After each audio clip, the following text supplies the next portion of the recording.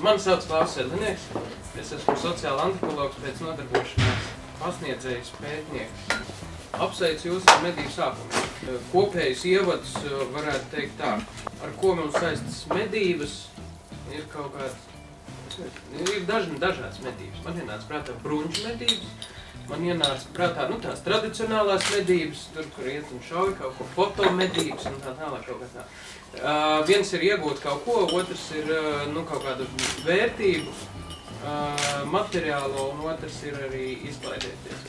Es ceru, ka mēs arī spēsim apvienot šitās tādas lietas. Kopumā tas viss pasākums sastāvēs no tādiem dažiem posmiem. Pirmais ir šis te mūsu brainstorms, pēc tam mēs 3 nedēļas kaut kādā veidā ievāksim datus dažādi, kā kurš spēs.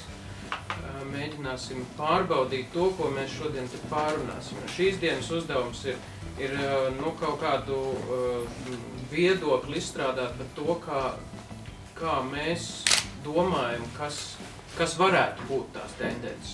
Un tad mēs iesim un skatīsimies 3 nedēļas, mēģināsim pārbaudīt, vai mums bija īstenībā taisnība.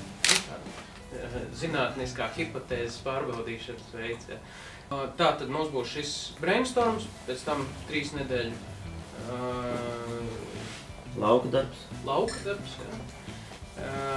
Un pēc tam mēs sanāksim vēlreiz kopā un mēģināsim to visu pārunāt vēlreiz un secināt, vai mūsu lauka darba laikā pierādījās, apstiprinājās tas, ko mēs domājam, vai viss pilnīgi citādāk. Un no tā mēs arī varēsim izstrādāt kaut kāds secinājums un beigsies tas viss ar pasākumu, kurā mēs to visu publiskosim. Pateiksim, tas ir tas. Īstenībā norādīsim tautai, uz kur pusi viņiem dod, vai kur būtu jādodas.